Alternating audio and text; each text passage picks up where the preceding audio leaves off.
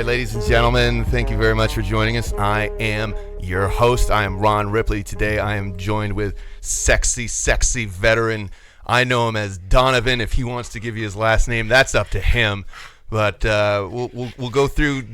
Give us your brief little military history. Before that, I'm going to preface this with we're also joined by Don's two little monsters. What are their names? There's Jack and Rusty. Jack and Rust. Rusty's a new one, huh? Rusty is about 1 year old, and we just thought that. Here, why don't you try talking into the fucking mic? We just thought that it's on a thing. You can move it. We thought that Jack needed a buddy. He was getting a little despondent every now and again when he was at home. So, French Bulldogs love company, and so we got him a brother, and he's very happy with him at times. And that's the sound they make pretty much all the time. Yeah, they pretty much breathe. Oh, now he's not going to do it. Come on, give us a little.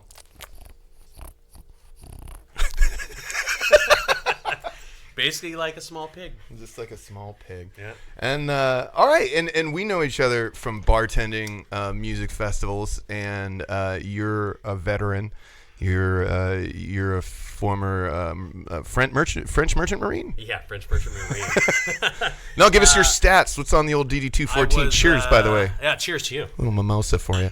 I was coerced into joining in '88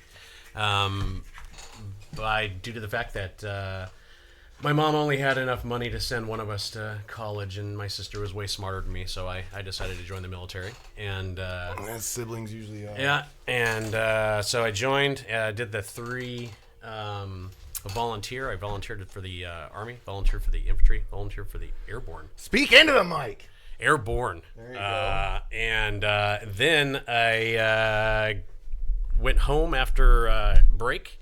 And came back and went to Ranger Battalion to RIP, as they used to call it back then. What year was that? That was in '89, the very beginning of '89, January. Sexy 89. End of the '80s. Yeah, it was very cold, and the wall was coming down, and so I thought I was pretty safe. I didn't think I was going to go anywhere, and thought I'd just do my 4 years and get out.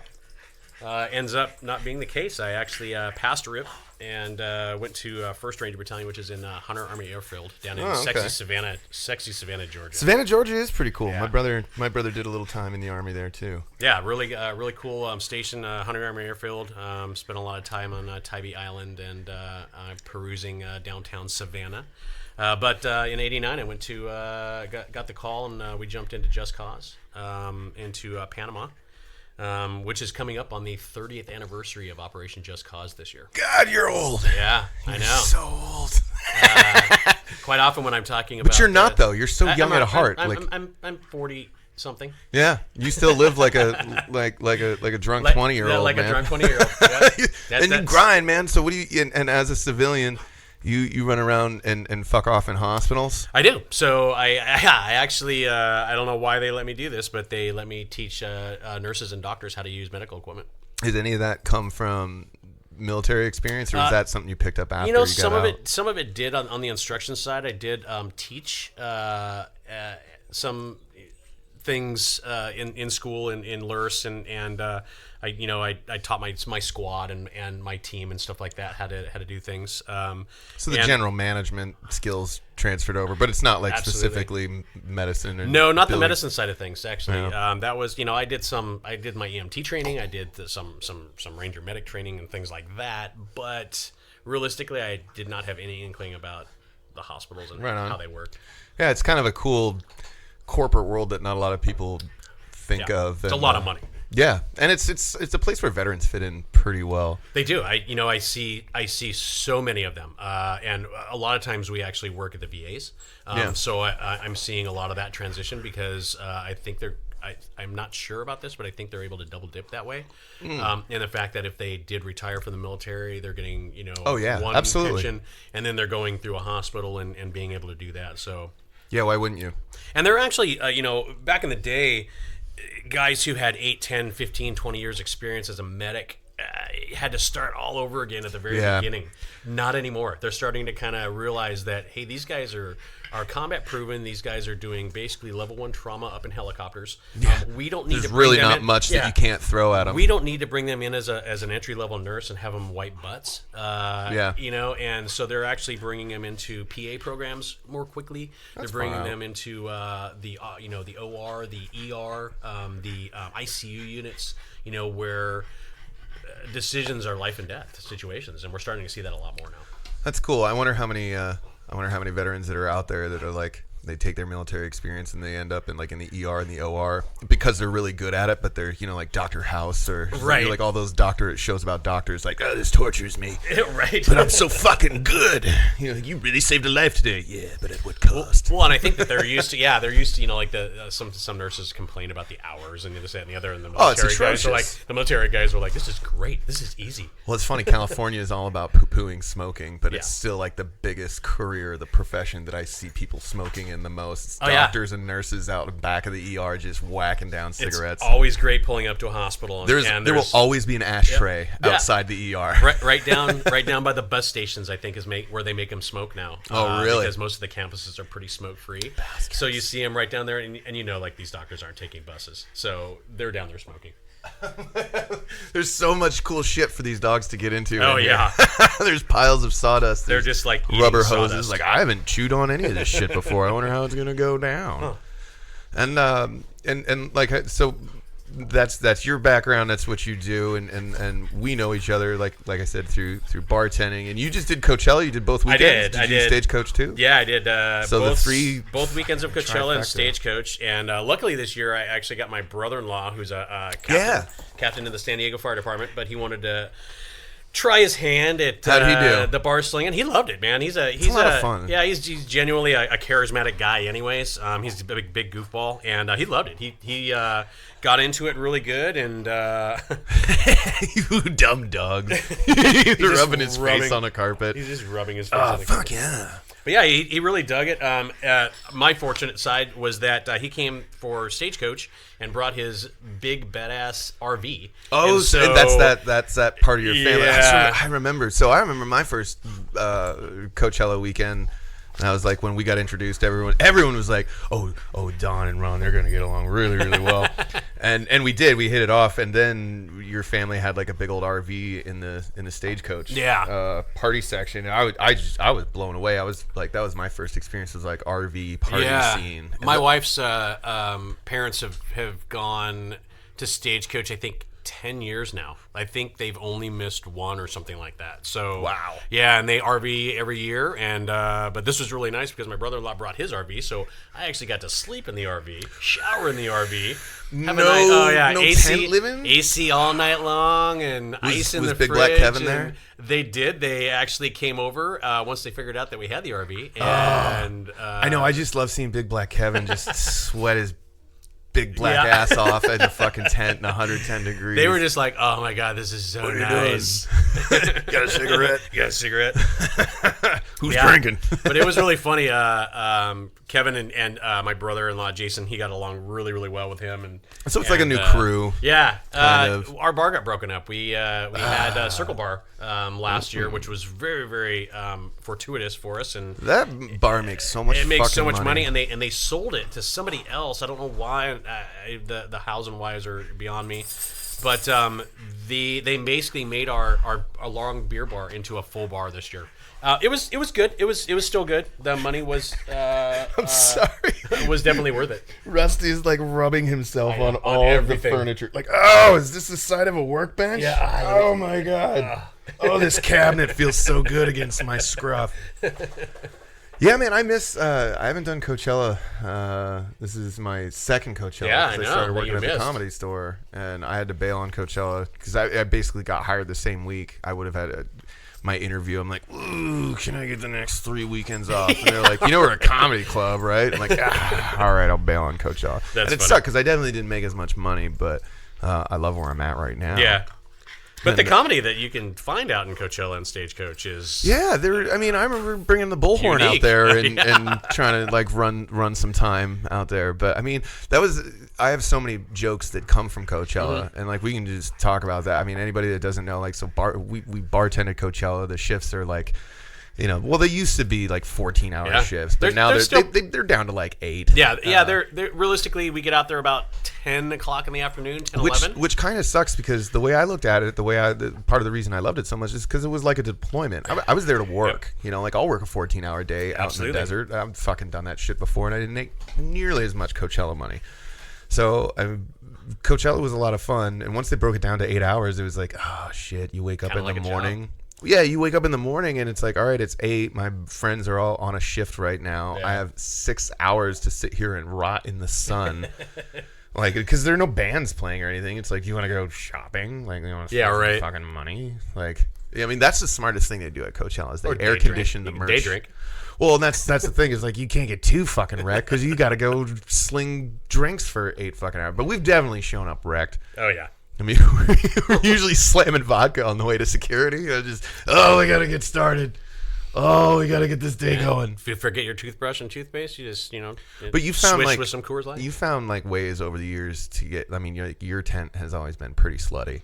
And, your kit has always you're definitely queer, which is I love that about you. That and the fact that I promised myself once I got out that I would never be miserable camping again. If you want to call what we do in the military. Oh, absolutely.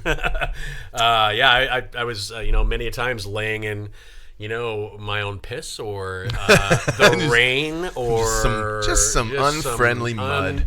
Some not so fun stuff and sleeping on rocks and. With your poncho liner and. Well, I mean, even out at Coachella and stuff. So I mean, the employee camping, we don't get to camp with get to camp is an understatement. It's like it's great that we don't. We're not in like general population. It's much quieter. It's way quieter, and you're partying with service industry people who all like getting wrecked anyway. And the security is a little bit less. You're working trade. You're trading weed. Yeah.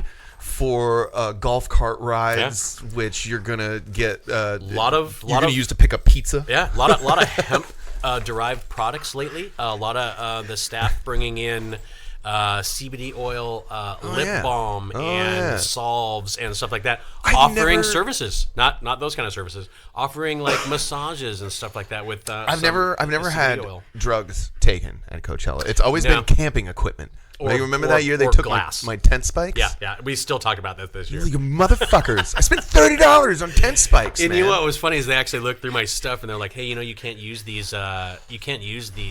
Metal spikes." And I was like, "Okay." And then he just put them back in my bag. And I was like, "Motherfucker!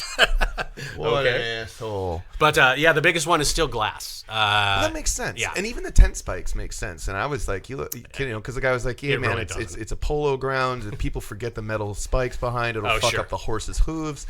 And I was like, "Okay, no, I totally get that. Please don't confiscate the shit from me, because I'm not gonna get it back. I won't use them. Find the fuck out of me if you see me using them. Like you've told me the rules, and at this point, if I break them, find me. Right. That's why. I mean, you should have." I mean, if you're really talking about security and stuff at festivals, you should have, foot police moving around through the camp. Not trying to take people's shit, but just, making sure everybody's okay, things are going all right, and those tent spikes, get me then. The least, of their worries. This year, actually, interestingly enough, because of last year's shooting at the Las Vegas Festival. Vegas, that was a big deal. And then Stagecoach. Speaking of Coachella, which, thank you for these Hornady critical defense rounds. Did you get these in Vegas? I did get those in Vegas. Double odd buckshot. You're exactly the kind of guest I want on my podcast. Yeah. Do you know this is episode 1? Oh, nice. I don't even really have a name for it yet. The sales man said that these would basically rip a human in half. They fucking will. They're giant. Yeah. Oh, thank you kindly. Yeah, absolutely. Well, that's quite. Yeah, Hornady is to me. I think this is what I keep in all my I don't think I'm in trouble stuff. for saying that these are cool, because I think you can get these in California. I'm sure you can. Yeah, because I've gotten Hornadies. But California prices compared to Nevada prices. That's a slutty thing. Yeah. So I like that, and thank you.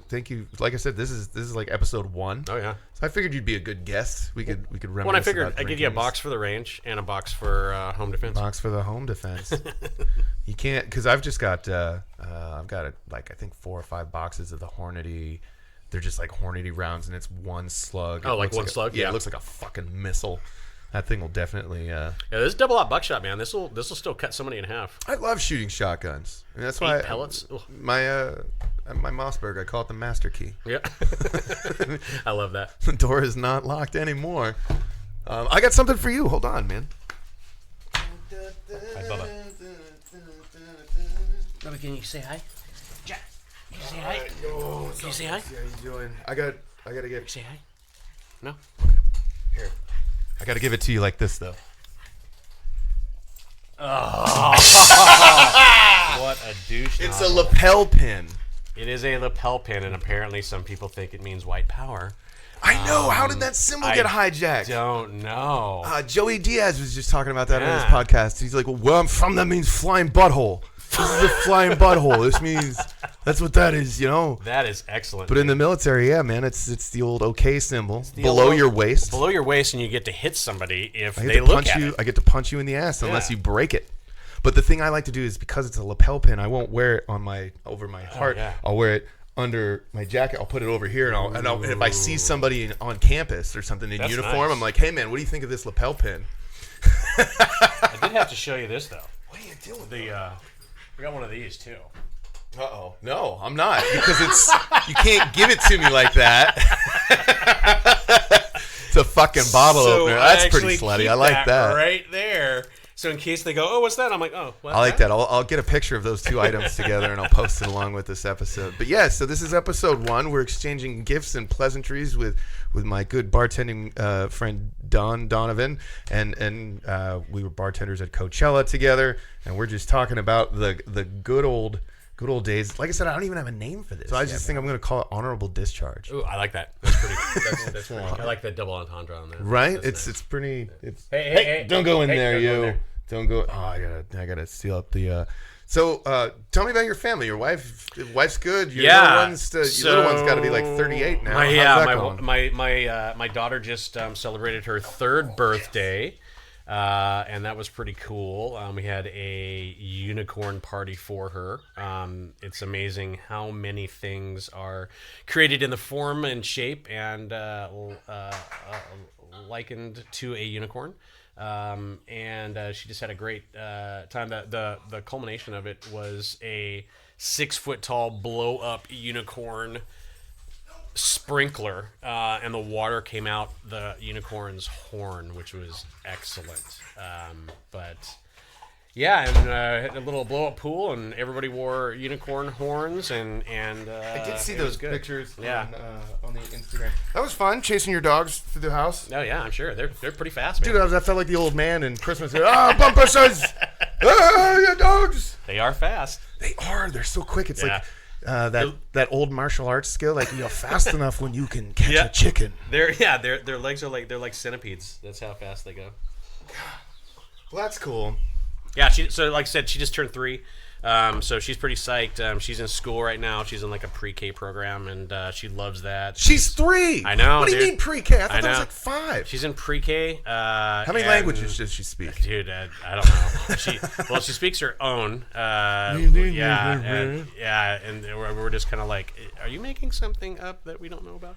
But yeah, she's doing really well. She has tons of friends. She talks about them. She sees them all over town. Now, is it too personal to ask you? You're gonna get a little. You got a friend for Jack. You gonna get a friend for Kiddo? So yeah, that's actually that's our that's you fucking. We've been Is that basically? that's what we've you been. fucking are Yeah, you? we've been trying for that. And good for so you. it's just I travel for work, so it's gonna be weird when you come back and she's been pregnant 3 well, times. and it's difficult too. It's like I schedule my stuff 2.5 months out, and then she's all of a sudden like, "Hey, we got to come home. You got to come home and fuck right now." Like and the I'm time- like, the time is now. Yeah, I'm in San Francisco. I'll I'm be home surrounded in 2 days. by gay men and semen, honey. You're gonna have to, flick more bean than a coffee barista, So the timing's been a little bit off, but I think with this summer I go back to the racetrack. I also bartend at Del Mar. Yeah. You doing Kaboo this year? I am not. Oh, I had is that by choice? It or is by by scheduling? choice. What happened? Oh, that's right. You bailed. Yeah, I walked out and You not only bailed, Yeah. you lost your pass. yeah, I gave my pass to a gentleman on the way out, and he also Hey, bro. gave me some money just by chance. Hey, bro, want to have a good time? Fucking take this. Security, don't worry about it. Don't worry about it. He's also a bartender. But I thought that it was just a fitting retribution in the fact that they were bringing on so many people that weren't bartenders anyways and putting in bartender situations for this guy to just have my pass anyways. So I was See, like, the last whatever. gig I worked at Kaboo was at the Humor Me tent, and it wasn't bartending, so I was just a host, like literally making sure people weren't sitting on top How was of that? each other. Because whenever I was see fucking Kaboo, sweet. whenever I see Kaboo, I'm always so excited about the comedy side of it because they bring in such talent. They've got a lot of really. I mean, last year it was like I got to meet Craig Robinson, Craig Ferguson, Pauly cool. Shore, Louis Anderson, Kevin Nealon. wow. all the guys that were there. And as a comedian, just to be able to be like, oh shit, that was a really cool thing. That's very cool, man. But the last time I bartended there, I made a ton of fucking money, a ton of fucking money. Because there's no control. There's zero. I mean, let's be honest. Yeah, if you've been to Kaboo, Kaboo, veterans then to you veterans know here. that Veterans to veterans. There's absolutely no management. There's no control. They don't have any. They have no idea. My bar manager came to me and he was like, I don't want to do inventory. So you guys can take home any bottle that's open. That's crazy. And we literally, I mean, now there's a no tote bag rule. Yeah. Yeah. It's I like walked out of there with a Lego bag. it's like full all of clear liquor. bags and stuff now. Oh my God, it was ridiculous. Cheers. Cheers to you. Mimosa. Morning mimosa. That's delicious. For some reason, mimosas taste better in La Jolla. I don't know if it's just. Oh, it's because if you vomit, air. it goes on poor people. Oh. I was surprised. I on the drive up here, these guys almost got sick because I don't know where your taxes are going, but they're not going towards the roads. That's for goddamn yeah, sure. I'm pretty sure I'm gonna have to get an alignment job when I get back to Temecula. But I did see one homeless guy down there, and he was a vet, and so I had to pull over and had to ask him, because this is what I do. If they're gonna say they're a vet, I'm gonna ask them where they served.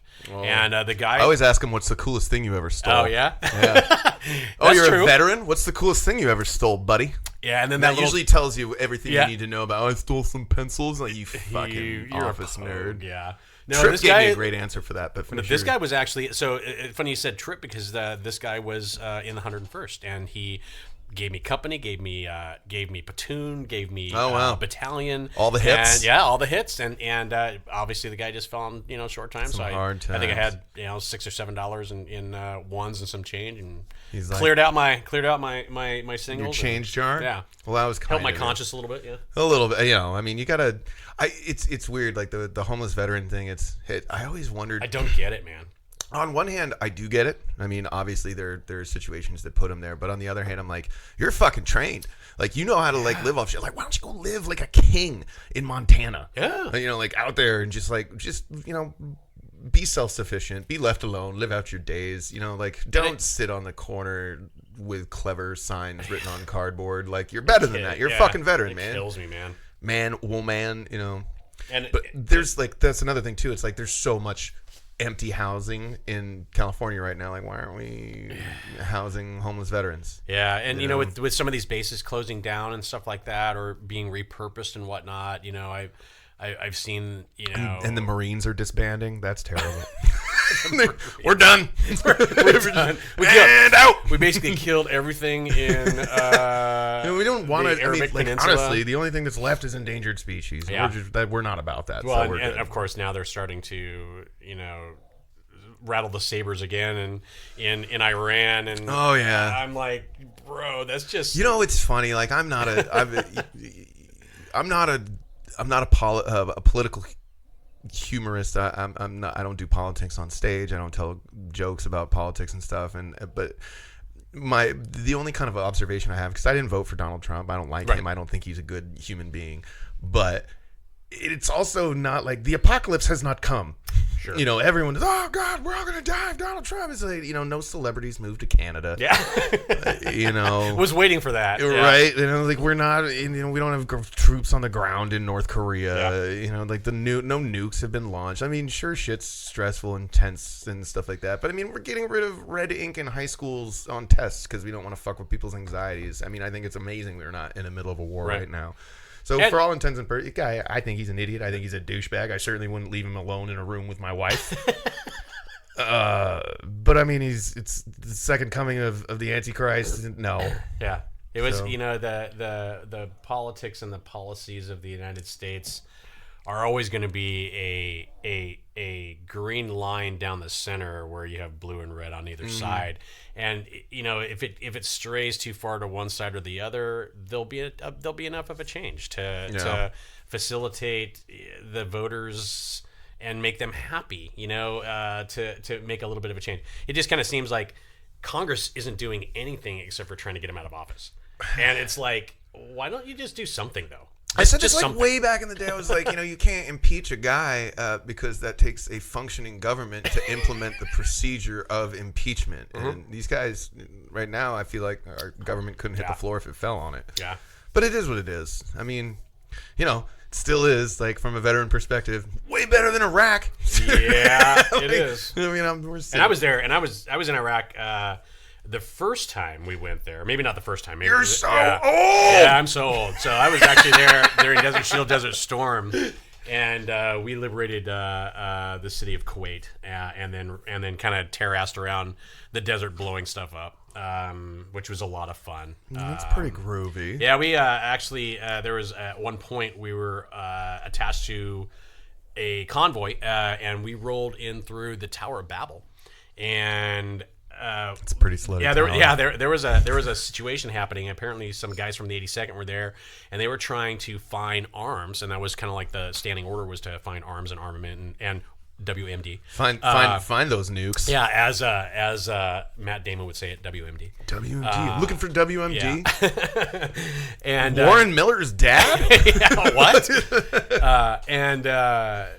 We came upon this guy just waving his arms and this, that, and the other, and he's got the whole, you know, the turban and the robes, and apparently he was the curator or the guy who, you know, was at the time for the tourist seasons, the tourists that would come to see the Tower of Babel. And here's the 82nd Airborne Division with a rucksack full of C4 trying to blow a hole. Yeah, we're gonna because blow they can't that get up. into it. Yeah, and I'm like, this is a bad situation. It's a religious icon, and you're really gonna hurt this guy's net income. Well, we're looking at it, and we're like, this is his only gig. We're like, bro, this is the Tower of Babel. They're not going to build another one for him. The Tower of what? Like here's like some 19-year-old surfer dude from San Diego and some 25-year-old hick from Alabama. Like, the Tower of what? Can we surf it, bro? Well, and here's the interesting part about that is that the whole situation was actually happening because we couldn't understand this particular Iraqi gentleman's dialect.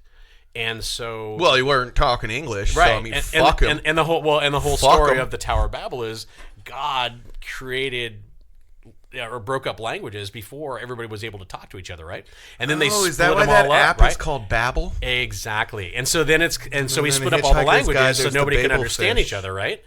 And so that was the whole thing, is that we were coming to this conflict at the Tower of Babel, and the two people were just sounding like they were babbling to each other. Yeah.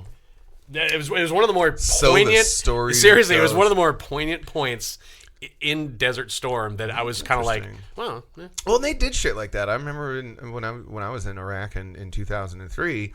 Saddam had parked MiGs and fighter jets and stuff next to these temples, these ziggurats. They're giant pyramids. Yeah. You know, it's the biblical fucking birthplace of Abraham. So he knew that, you know, we'd never drop bombs on these religious icons, or else we'd look terrible in the global. I don't know. You're looking at your phone. What do you sorry. Everyone you know is on this podcast. I know, pretty much.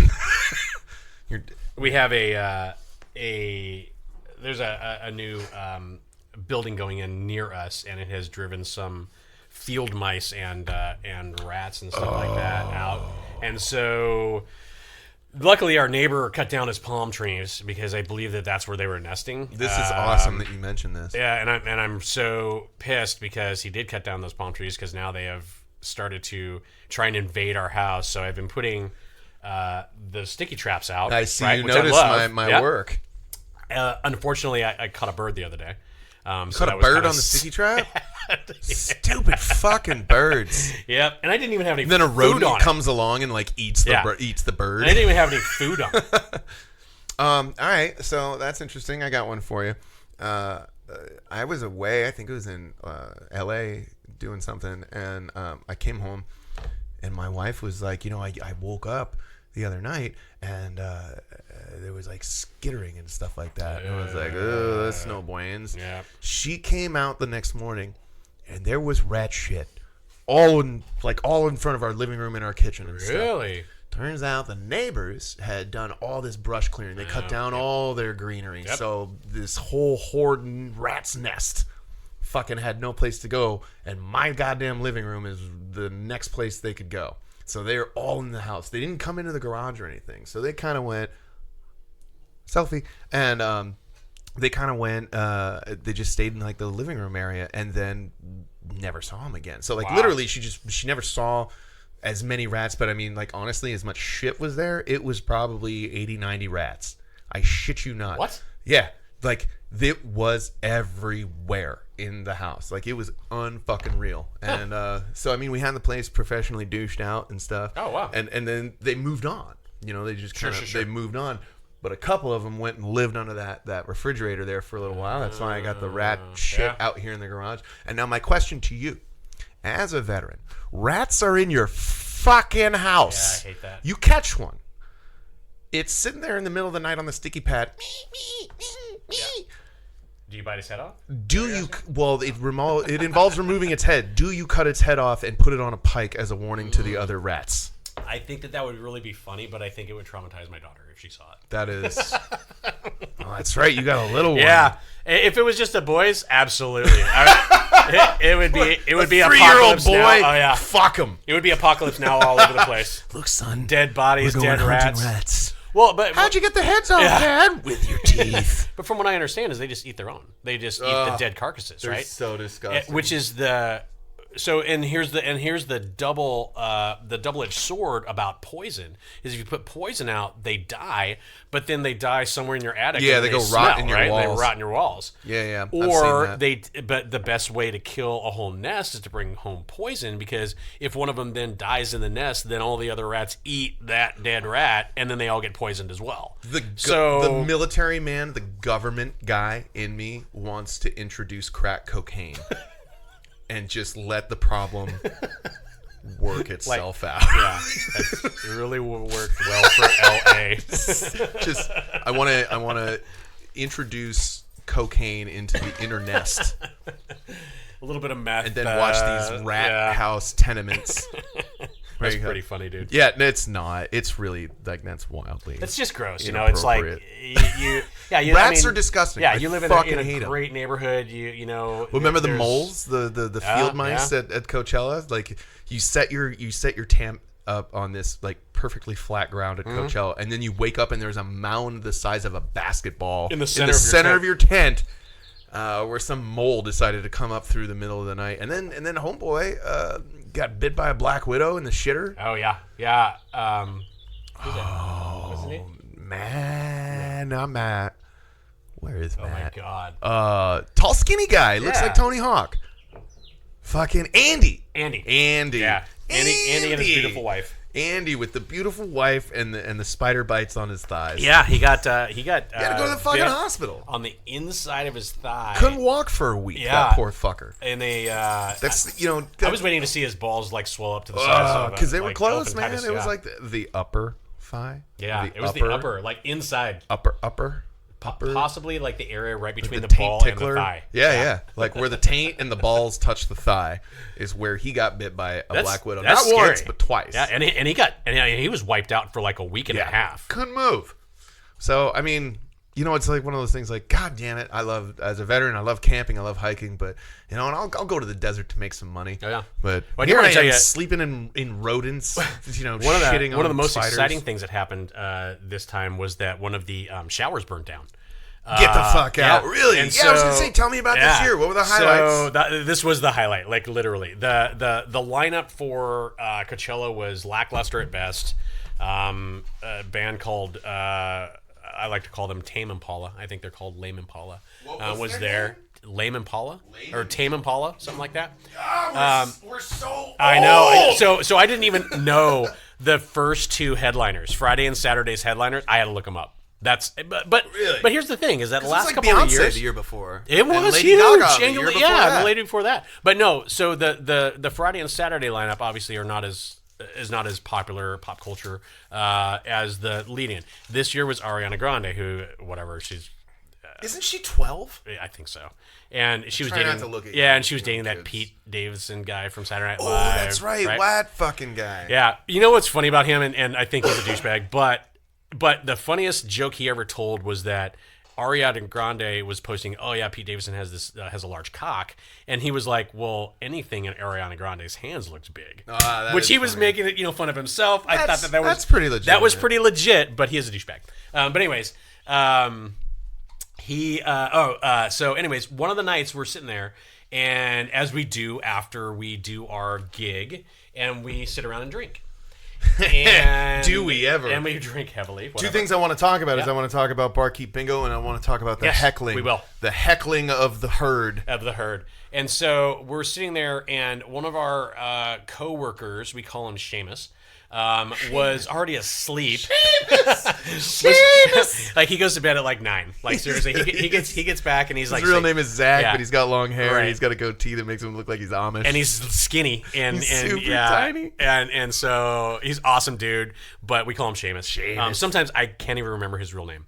Zach. Yeah, I know. It's definitely Zach. But so we're sitting around. I think it was me and Kevin and Matt and a couple other people or whatnot. And all of a sudden, Seamus zips out of his tent and goes, "Dude, did you see the fire?" And we're like, "What are you talking about, bro?"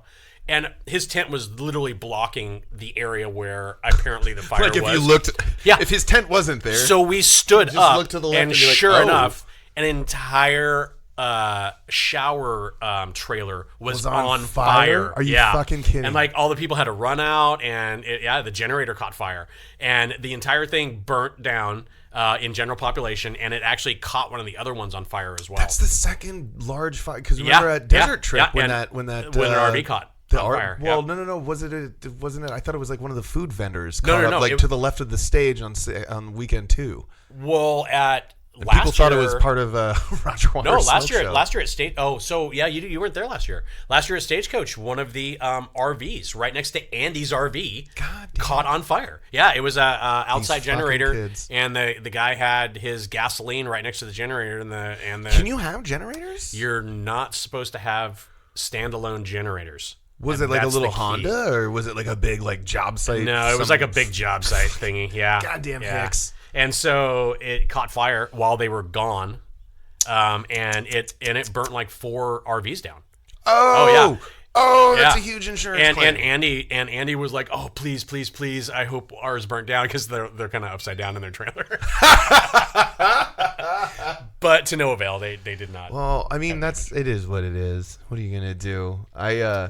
I'm gonna check my guys real quick. Yeah. Let's pause. I'm gonna do a quick thing about our sponsors. Our sponsors this week are apparently Hornady shotgun rounds from Las Vegas, Nevada, brought to you by my friend Donovan for episode 1 of what I think is going to be called Honorable Discharge. Hey Don, should I be Doc? Should I be? The doctor is in Honorable Discharge. Nice. I like that. But I wasn't like a medic or anything, so I don't want to be misleading. But it'd be fun if as a host / psychologist, psychiatrist. I like the stretch. Right? That's good. That's solid logic. So you have paper towels? I did. I brought out some paper towels for your. Paper towels? They're like heavy duty. We got them for our wedding a long time ago, and then we didn't use them. So I've got boxes of these really thick, nice plush napkins, thick plush napkins. This episode of Honorable Discharge partially brought to you by thick plush napkins left over from my wedding. We used to clean up dog poop in Studio 395, San Diego, California. I'm sitting here with Donovan, my man, good friend from Coachella, good friend from just veteranist. Oh, listen to that. That's a resting breathing right there. Like that's in its most natural state. Like he has an elongated palate.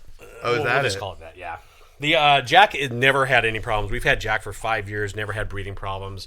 He snores at night, but as do all short-nosed dogs. What's the age difference between the two pitches? 4 years. 4 years. Yeah, and then Rusty we got, and actually Rusty, he's about a year Rusty and a looks month. just like Nelson. However, Rusty is not going to get any bigger. That's as big as Rusty's going to be. Rusty looks just like Nelson. Yeah, except for Nelson was like 45 pounds. Nelson was huge. Yeah. Speaking of our friend Tripp, that's another connection. Did you see that? He's in the master's program or doctorate program or something like that. Look at him go. I know. If he's not in school, he doesn't. If he's not learning, he's not like himself. I think you're absolutely right. He's just like one of those career collegiates. Yeah. And, he was like that even at Stone. He'll probably be a professor or something. He'll probably end up teaching someday. I would take that course because he's quite knowledgeable. I would definitely take that course. What's Rusty eating? Do you think? Is that probably a piece of wood? A piece of wood? That's all. Oh, that's fine. Yep. Bogart used to do that. Yeah, I just saw Tripp. I saw him in Denver. Oh, what? Yeah, I was in Denver doing comedy and doing some family stuff, and I met up with Tripp. Tripp let me crash with him. He let me borrow his car, so he saved me like $1,000 on hotel and lodging.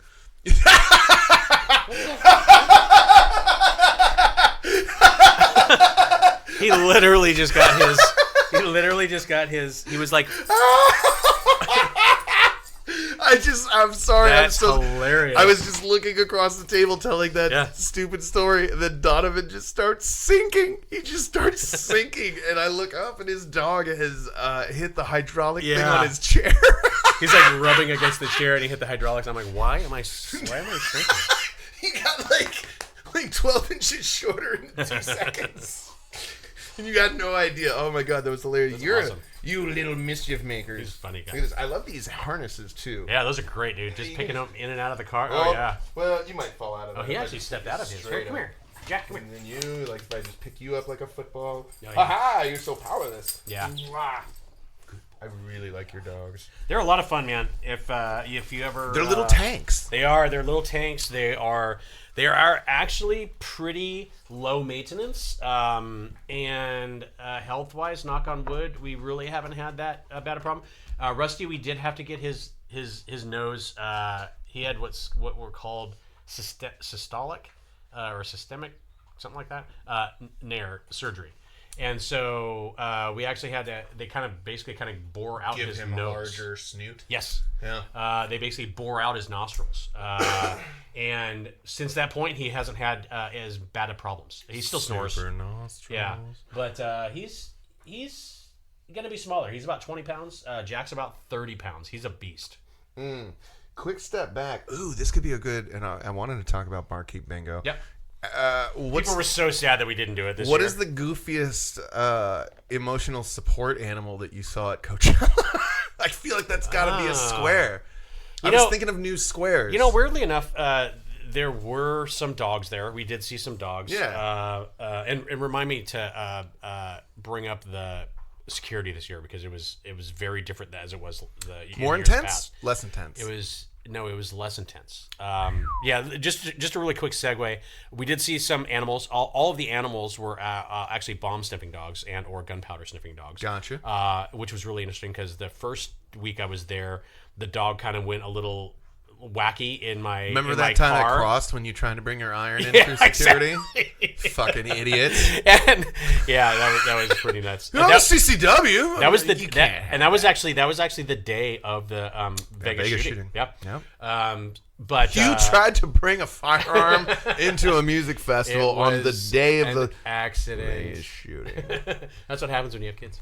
That's my buddy Don. Anyways, so yeah. So the dogs this year, they were purely bomb sniffing dogs, and I think that they're just kind of over the fact that everybody's going to bring drugs in anyways. Yeah. So unless you're just so blatant and have them like sitting on your dash or a bong Right. in your, in your ashtray or something. unless it's like, here's a garbage bag full of hits of acid. Seriously. Like, dude, come on, Yeah. now, come on. They're gonna find overdoses and stuff at Yeah. the medical tent anyway. But but it's been more kind of gun and bomb centric in their security as of late, and so I will tell you, last year the police and FBI and Homeland Security presence was noticeable. It was everywhere. You saw them on all high vantage points, on tall towers, on I don't know if you've seen that circular kind of rainbow tower. There were counter snipers up there, all kinds of were stuff. there snipers just riding the Ferris wheel, just do. That would have been cool. That's a good urban myth right there. That's pretty funny. We don't have a shot yet. Give us 13 seconds. And we're at the pinnacle. But this year, from what I was told by some pretty reliable sources in the law enforcement community, is that they were told specifically to hide out their counter sniper teams. So Don't apparently be so there were obvious. they were Well, because it gives the kids anxiety. Right. They don't Well, like seeing right. guns around, and they don't even like if to it's see for their FBI protection. vests and Yeah. things like that cruising through the festival. But at the same time, when I it makes me feel safer. like when we're working cross, I'm like, yo, dude, the sheriff's office have a lot of fucking Yeah. lead for, Yeah. for a bunch of tweaking teenagers. dude. But I mean, because you walked in, they've got 2 tasers, sidearm, 90 mags. Yeah, they've got them packed on their out, chest, dude. and you're just like, Jesus, dude. In 102-degree weather. I know. I feel so bad. So a lot of people don't know some of my comedy. One of my biggest bits that I've had is probably my oldest one that it comes from bartending music festivals, and it's called Barkeep Bingo, and it's where you play bingo. It was epic. And it is. It came from our bartending experience where we're just like, all right, dude, we see so many fucking stupid people every day. We go back to the tent at night and be like, oh my God, I saw a guy with a thong today with elephant ears on it and his penis looked like a trunk. And we're like, oh my God, I fucking saw that guy. And we would try and that was the thing. Is like, oh yeah, I saw that guy. And so it kind of came to be, well, how can we do this turn this into a game where we can actually, by some way or manner, just put in some money or something, or or something like like that. whoever loses has to cook tomorrow, or something. I think we never stupid. figured that point out. Yeah, no, there was no reward. But the concept system. of it was amazing. Well, and then it would next level is you showed up with like laminated bingo cards, Yeah. and so it was like the free space was like sad, drunk, crying girls separated from group, which you see all the time. or like $20 tip. Bros feeding bros, bro dancing, minimum of 5, mesh tank top, which was like an easy square to fill. So some of the squares had to be easy, some of them had to be difficult, some of them, and they were all random. And they did differ between Coachella and Stagecoach because the best one, the biggest punchline I ever have was customer pays for drink, drugs fall out of pocket. So and you will be happy to know that this happened again this year, right? They're eating plywood. I know, they're eating plywood. You stupids. It actually happened. And so the girl comes up, attractive, young, 20-something, and she literally pulls a bag out of her bra, which is her money, and it has some weird brown pills, which we figured were brown Advil. pills. Yeah. And then Advil for sure. And then and Kevin will back me up on this. A Jamaican-style Bahama joint that just fell out like that onto the table, and I'm like, can I get a witness right Titty here? John, drugs fall out of titty, and literally, Kevin looks over and he goes, "That's good. That's solid." Well, and that came from. I mean, like we've seen it happen a million times. Like some little pill, like some little baggie with some ecstasy or something, or falls out. a little dust. Well, that was my last Coachella. That was, and I got that picture where this girl comes up to the bar and she's, oh my God, I just found $100 bill. And bartender's like, fuck, man, drinks are on you. That is awesome. She goes, okay. And it's crumpled up like a little, like it's like the size of a golf ball, right? And she unfurls it and it just snow globe of drugs, and it's just coke all over the bar. All over the bar. She literally just found $100 bill with probably about $500 worth of cocaine in it. Now it's all over the bar. Everyone is like, Yeah, every single bartender took like one step back just to be like not even buy it. Like, or nope, whatever. I like working. That's not mine. Yeah. Boss, you saw that. That's not mine. And then, but all of our bosses were like, why the fuck didn't you? Yeah. Why didn't you put that into a cup? Cocaine. And I remember somebody, like, within a heartbeat, someone just came along with a wet rag and Wiped. just wiped it away. Everyone was like, ah. Yeah, we could have spoiled a cup for that. Oh, like, we could have spoiled a cup. I'll take the heat. But yeah, no. So I was thinking like some new squares and stuff like that based on things. Somebody mentions Fire Festival. Oh yeah, that was. Oh my God, that's totally like Fire Festival. There were some people that said I went to Fire Festival and all I got was this T-shirt and stuff like that. Fuck them. Yeah.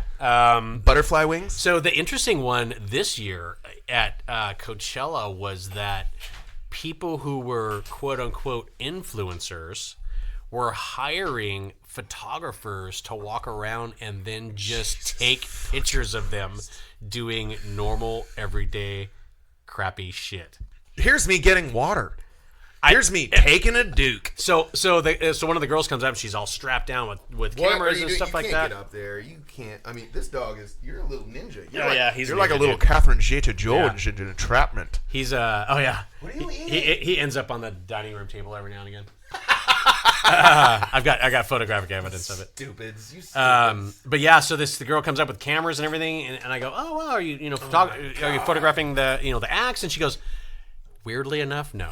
My she name goes, is I got Sandra. paid $1,000. Are you fucking serious? For 3 days, and like free tickets. $1,000 a day? Or well, no, she makes $1,000 for 3 days. $1,000, gets free tickets, and free tickets to the festival. Fuck off. Right, and all of her food's paid for. All she does is walk around, look hot, kind of around get this her picture area. taken. Yeah, no. She walks around the area of the influencer and just takes pictures of the influencer doing everyday things. That's fucking stupid. It's fucking genius. Oh my Make God. $1,000 in As 3 a days. photographer, it'd be yeah, fucking as a sweet. photographer, it's like, and then you get all this. But you got to hang out with that fucking. You have to hang out with shitbag that human exactly being that waste of a human and make soul. them look good. Like, wow, here's right. Here's Devone. And then please getting water in the morning. And then like, please don't tag me on the picture as the picture right? taker as the photographer. Oh my God, what's a good fucking festival goer? Trevannual or something. Yeah, Trevannual. Here's Trevannual in front of a burning fucking porta shitter. Hashtag him. Hashtag her. Hashtag dumpster fire. Hashtag question mark. Fuck, man. Yeah, and the other one, and they will back me on this one too. The weirdest thing that I saw at Stagecoach was, and I am Filipino myself, quarter, but way to throw that. Like, yeah. No, dude, I'm still white. Yeah, Asian cowgirls. Asian cowgirl. They were Funny. everywhere. See, I've seen Asian cowboys in Vegas. Like, you go around the casinos. That's and it's funny. Like, it's fucking because it's like 1970s cowboy leisure suit, big fucking hats, tiny Asians. No, I've seen that. Yeah, this It's was hilarious. like this was like the full frilly vest with the hat, and I'm like, where did you guys like just Google cowgirl? Well, you know, if it's a festival that celebrates cultural appropriation. Right, I absolutely. mean, and let's not. I mean, that was like another one of the Barkeep Bingo squares. Is, you know, like racially insensitive outfit. Yes. You know, some white girl with freckles in an Indian headdress. Yeah, Dixie flag bikini. Yeah, you know, or oh man, ginger with 3rd-degree sunburn. As if that wasn't going to happen. Glorious side boob, tragic side boob. tragic These side are boob. all squares that you'll find in Coachella. And the funny thing is like the best part about music festivaling is as employees is we usually find our own little fucked up ways to make it fun. We make it, we get intoxicated. We rip on people. And I usually say, like, I'm not a roast comedian. I don't like roasting. It's so mean. You know? Right. Like, it's just not in me to be like, this guy looks like a fucking cum sock. You know, like. But they do. But they do, and it's wildly successful, and it's very funny to watch. That's not my same way. I just don't do political humor. I just don't do roasting humor. But our roasts of the people leaving music. At Coachella and Stagecoach. Imagine, so it's like the end of weekend 3, and you've spent 15 days out of the month in this desert, in the heat, catering to people who have more dollars than cents. Yeah. and just I've seen more American Express black cards than I've ever seen in my entire life. Working these at festivals, Coachella, being handed to me, and you're just like, Jesus, by a 23-year-old. And so finally, like at the end of the festivals, the end of the shows, and it's 3 back-to-back weekends: Coachella 1, Coachella 2, then Stagecoach Country Music Festival.